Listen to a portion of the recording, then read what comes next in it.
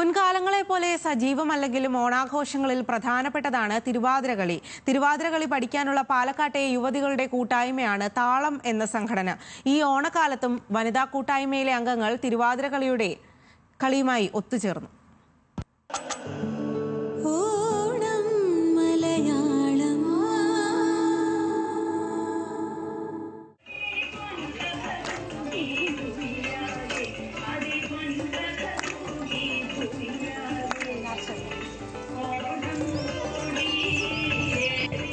പൂക്കളവും ഓണസദ്യയും മാത്രമല്ല, തിരുവാതിരക്കളിയും മലയാളിയുടെ ഓണക്കാല ഓർമ്മകളിൽ ഗൃഹാതുരത്വം നിറയ്ക്കുന്നതാണ്. ഇന്ന് അന്യമായിക്കൊണ്ടിരിക്കുന്ന തിരുവാതിരക്കളി പുതുതലമുറയ്ക്ക് പരിചയപ്പെടുത്തുകയാണ് പാലക്കാട്ടെ താളം കൂട്ടായ്മ.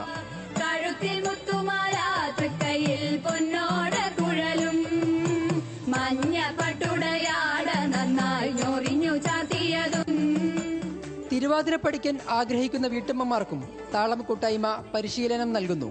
നേരിട്ടും ഓൺലൈനായും തിരുവാതിരക്കളി പഠിപ്പിക്കുന്നുണ്ട്. എല്ലാ ഓണക്കാലത്തും താളം കൂട്ടായ്മയിലെ അംഗങ്ങൾ ഒത്തുചേരും. താളത്തിൻ്റെ കൂടെയുള്ള ഓണം ഇതുവരെയുള്ള ഓണം പോലെയല്ല. ഞങ്ങൾ കൂട്ടുകാരെല്ലാവരും കൂടെ ഒത്തുകൂടി സന്തോഷത്തിൻ്റെ ഒരു ഓണമാണ്. ഞങ്ങൾക്ക് താളോത്സവമാണ്, ഓണമല്ല താളത്തിൻ്റെ ഒരു ഉത്സവമാണ് ഞങ്ങളിവിടെ ആഘോഷിക്കുന്നത്. എന്നും ഓണമാണ് ഞങ്ങൾക്ക്.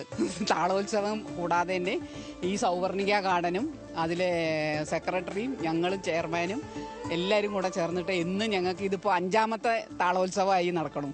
ഓണാഘോഷം ഓരോരോ ചാനലുകളിലേക്കായിട്ട് താളം അതിഗംഭീരമാണ്. തിരുവാതിരക്കളിക്കിടയ്ക്ക് പുറമെ പൂക്കളിട്ടും വടം വലിച്ചും ആഘോഷം ആവേശമാക്കി.